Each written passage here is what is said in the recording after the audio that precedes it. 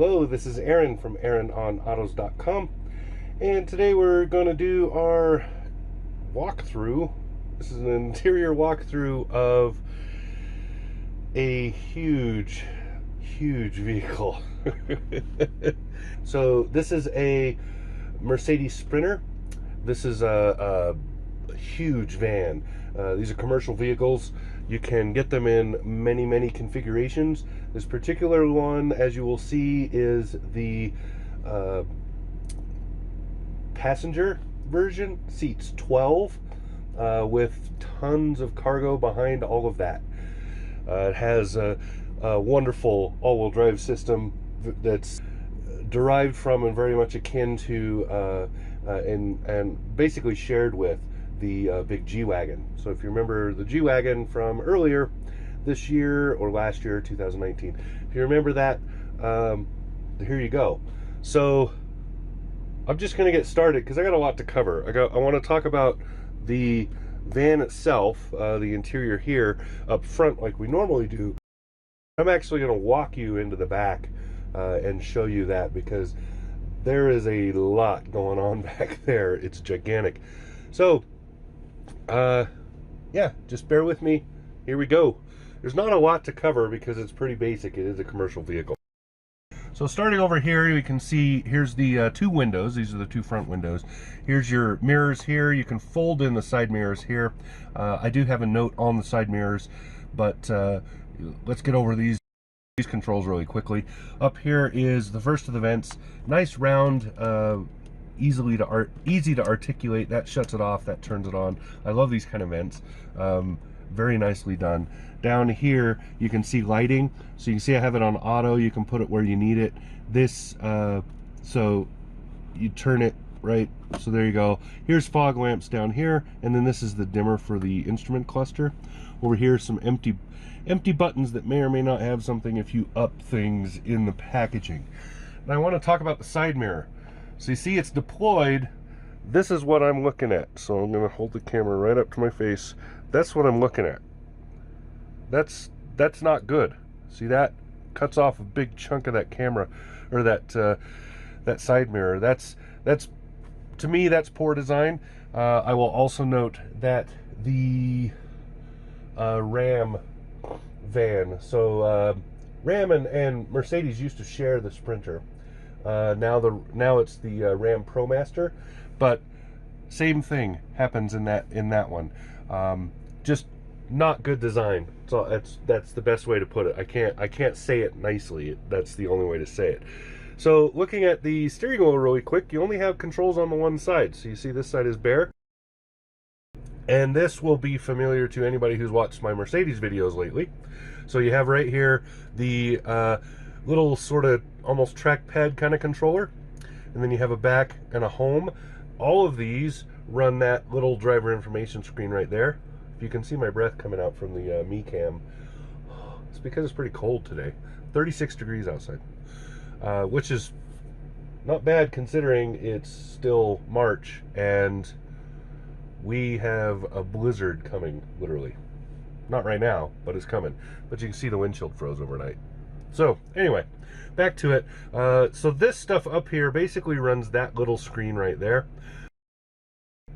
and that's about it. Then right here you can see the cruise control stuff. So you turn it on right there, you turn it off right there. So toggle this up and down. Set, reset is up, cancel is down. That's it. These are really intuitive and easy once you get used to it. So nice.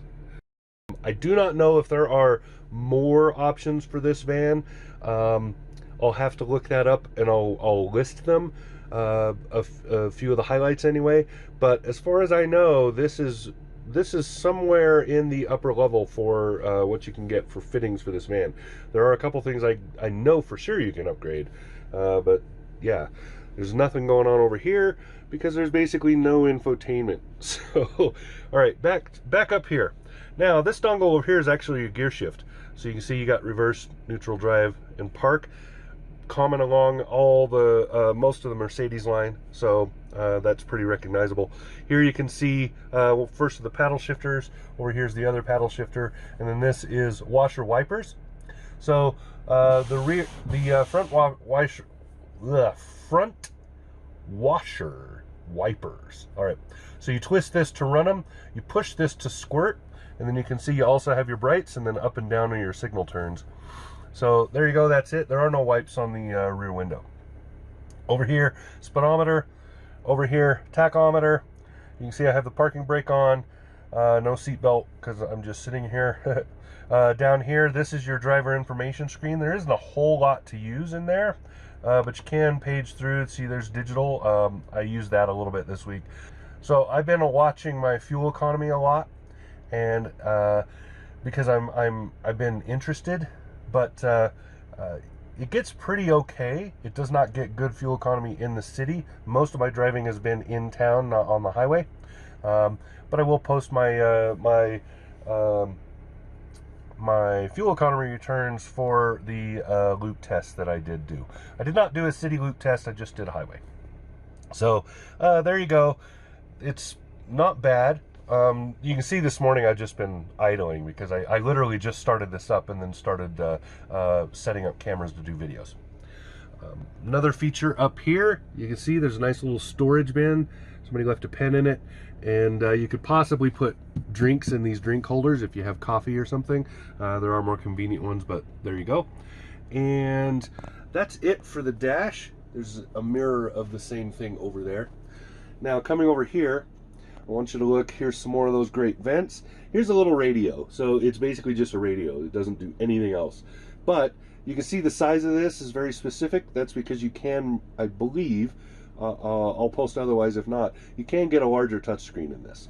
But otherwise you just have this hard plastic storage cubby that really won't hold anything. It's going to come flying out as you drive. Same with these over here. But, you know, whatever. Down here, these are your climate controls. A little bit to explain on these. So this has, and it has push button start, and then I should put out these buttons down here. So here's your differential lock for that all-wheel drive. Here's hill start assist, so you don't roll down the hill. Now, there's a little to explain on the climate control. So it's pretty old school. You set a temperature here, you run it there, right? So I could turn it on, right? And then it has these settings. I won't leave it on too long because I can literally feel it blowing right onto the microphone here. But you can see, and there you go, right? Now if I want to run the rear, you can see the rear is on.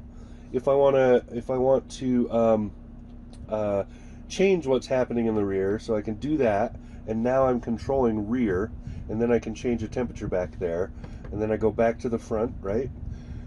So it's important to know how to run the rear climate on this, because there are no controls in the back for that. And then to shut everything off, this is the fan control.